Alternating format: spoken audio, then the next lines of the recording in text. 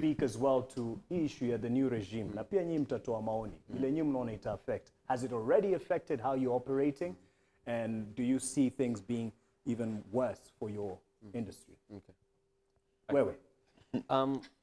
Mic yako iko sawa. I think I don't know where to start. But thing is, it's definitely going to affect. Like today, I was talking with my accountant, and he told me we need to start paying the house levy. So I'm like, sasa ni house levy. I thought ni house wagava. So that's already home. Hatujaongea about fuel. Tunaenda shoot sijui wapi. Now we have to keep checking. Hamwezi shootia tu hapa. Bado hatujafika kwa digital tax. So the reason tulienda kuwekelewa mikono, it's because we are always talking, and we realized, or rather I realized, that getting there, watu huko hawaelewi what digital, because everyone is trying this digital thing. Kuna mama juzi ameniambia nimfungulie TikTok. Anataka kujaribu, we don't know how it's working. Yeah. So kumbe kule walienda wakasema, and people who should be able to talk, kirea ile ulisema into power, they are not, because I saw someone say, they don't know how to help us because we are showing money. Now, that's not the issue. The issue is, if niko na hiyo pesa yote na KRA haijajua, makosa ni ya nani? Honestly speaking. The issue is, the issue was the 15%, because I was paying, if I'm making money, I ought to pay tax. Because that's why I'm napiga kelele, hakuna hospitali, hakuna madawa. So the issue was the 15% withholding, because we were paying 5%. A doctor consultant is paying 5%. So why would I?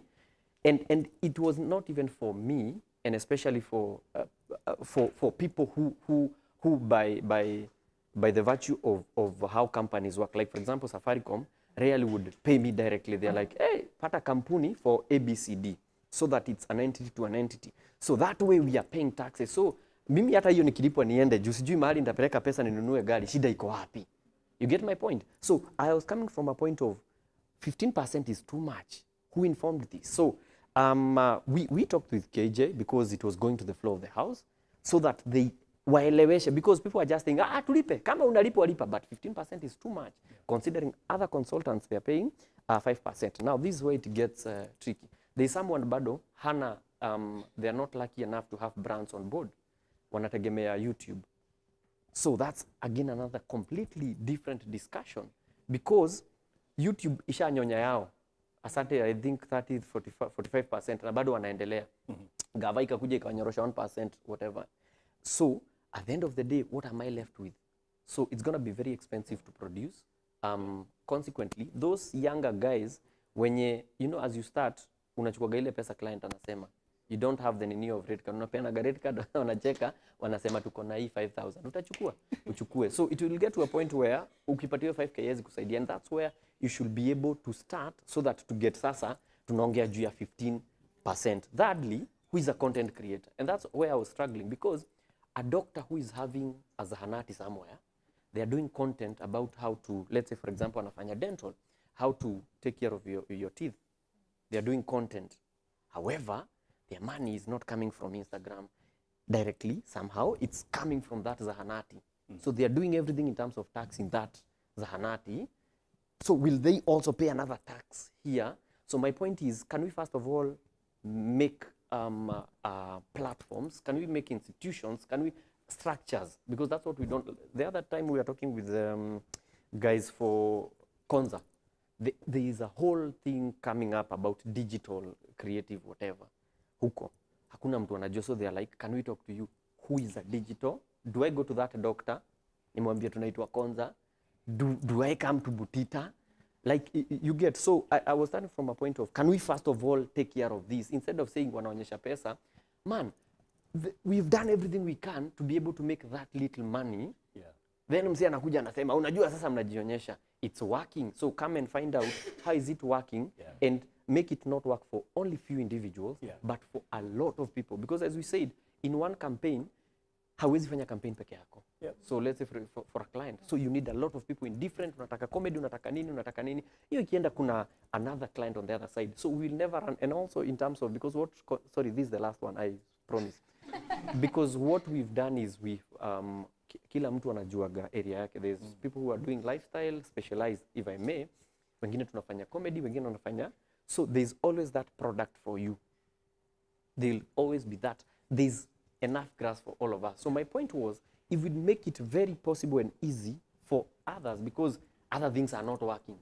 Tunasoma microbiology nini with clinical officer, tunasoma and then mnajipata it's not working, but here it's working and it's working crazy. Like the way he's saying, if you really think about it, you take an average startup, if I may, of an influencer, content creator, even for YouTube peke yake, and mtu alisoma na yeye akagraduate. I'm not saying it's bad to graduate. He graduated and he's awesome, but you cannot compare the two. So my point is, there's really a beautiful thing happening down here. But sasa shida, when kitu ikiwaka tunakuja tunaigonga bila kuelewa. So we went and sat, and then the guy was like, haya, oh, so hata 8% bado ni juu. We're like, yeah, weka 5%, alafu bado we need to talk about these other guys who purely depend on this platform, because these platforms ni za nje. We don't have say, leo YouTube wakifunga by then hivyo. Instagram leo wakifunga, red card zetu they are null and void. You have nothing to show. So what again now, as because if we had a government that really cares about the content creator to tax them, then it will mean we had, because getting a website on is very expensive. Maintaining it is very expensive. So what is the government doing about the same before we talk about 15%? Created better. Exactly. Na sasa hatujaongea vile kinaenda kuturamba about other taxes that I'm not going to talk about. Tusikue censored. And I'll bring in someone as well, Rahab Gashango. I'll give you some minutes to prepare your answer in that aspect, because you're also a content creator, podcaster.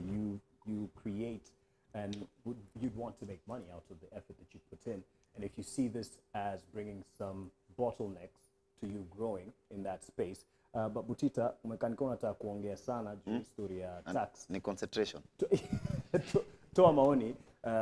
About you are asking if this regime is... The new tax regime, yes. Najua umekuwa State House mara kadhaa, lakini ongea tu. Kadhaa, yani, State House. So, first of all, it was a good thing that we are having a conversation about content creation on a national platform for the first time ever. Because I've been really trying personally, my own capacity, and as SPM, we, in the previous government, we once had a privilege to host the Minister for ICT when we were launching our office. And there are some concerns we had about the creative economy. We were like, starting from how these platforms are managing the revenue. Why is it that Kenya, we don't have full privileges like other countries? Why is it that other platforms are not monetizing in this country, but they're monetizing outside? So, Kusao, is the mic on? Is the mic good? Yeah? Keep going. So by that time... Shati walikuwa wataka ufunge, mbona unafungua? Non-sexy, the non-sexy. Afungue kama nenda gym, kama... The non-sexy you're talking about. Iko tu sawa. So sorry. You never know who's watching. So, I tried and we pushed that and asked them, okay, hizi vitu mbona zinafanyika hivi? But truth be told, it was two worlds. Hawakuwa hatuelewani, because the issue we are raising, tunaambiwa hiyo kitu iko, nyinyi mna complain bure. Tunaenda kwa dashboard, tunaonyesha ni aje hii platform monetize hapa, watu ambia hapana ina monetize. Hii kitu haiwaki hivi. So there was a very big disconnect between the government and the creative economy. Because the government was claiming that the things we're asking for are already there, but we know they are not there. So we didn't have a common ground to negotiate or have a conversation on how the industry can be enabled. And now the new regime comes in, and an issue comes up. That's last year, where all this tax thing came from. Wacha niwarudisha nyuma kidogo ndo mjue niko na za ndani. So last year, when during Jamhuri Day, that week there was something about innovation and creative something. So someone mentions, and it gets to the president, that niaje, there are some platforms which do not monetize fully. And if they can monetize, a creator stands to get at a 200,000, others get 1 million. People were monetizing who had opened that these platforms outside the country were making close to 1 million. Right. And they're like, hapa kuna do. If you if Facebook, YouTube, nini, all monetization features are on, pesa itakam. Vijana wata make do. So the president during the Jamhuri Day celebrations mentions that Facebook will fully monetize, YouTube will give us all the features and what. And now a conversation starts within the government. There's money that's coming for the creatives from these platforms, which is a lot of money. Yeah. Once we say all these platforms are going to monetize fully, because by that time YouTube was only doing in-stream ads, and I think membership was not, they were trying to enroll membership in Kenya. Super stickers, super thanks, they were not there, all those features. And Facebook in-stream ads was not in Kenya. So the estimate was, if we put this thing on, Njugush is going to make an extra 1 million just from these platforms, or 1 million plus. Claudia is going to get 300 or 1 million plus. So how are we going to make money from this? So they decide to say, okay, niaje, 15%. Based on the platform's money. So it is, wakipata do ya platform, tunachukua 15 kama government. And now when it's being put down, there's a disconnect between the creative industry and the government, and now it is fronted as a to the entire creative content creation industry. It becomes like the creatives wanafaa lipe 15%. Right. Based on ile ilikuwa inafaa ifunguliwe ya monetization, ndio ilikuwa inakatwa. So kuna kwa na confusion. Tunalipanga withholding, tunalipanga watu wako na makampuni, kuna ma VAT. Are we going to pay another tax? So when the conversation gets heated, and that's where I want to appreciate them, they decided to involve creatives for the first time. And we were asked for opinions. Me, personally, I went to State House twice just to give,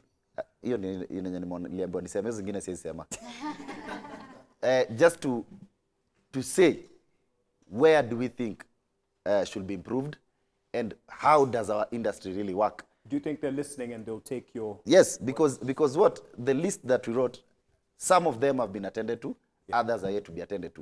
Okay. But there was a big confusion between how the government works and how content creators work. But right now, the best thing is that we have that connect. Now we can raise issue and say, kuna taxi ulipa, inakaa hivi na hivi. Hii yenye mlikuwa mnasema ya platforms, hii yenye ilirudi 5%, actually inafaa kwa ile do yako ya YouTube ikikam, serikali inaichukulia huko before ifike. Hiyo ndo ilikuwa inadiscussiwa, but ilikuwa inamekiwa ikae discussion ya general. Do yote overall unapata as a creative. That's why unaona walirudi kwa 5%, and up to now we are like, tumekuwa tunakatwa 5 kwa hizi magig. Yes. So hii 5 ina-apply wapi? Ina-apply kwa zile ma-platform sana. Okay. So hiyo disconnect ilifanya kwa na confusion mob, but the best thing is that right now we are having that conversation. Sure. Na mkisema tuliekelewa mkono, oneni matunda ya mkono. Okay. Yes.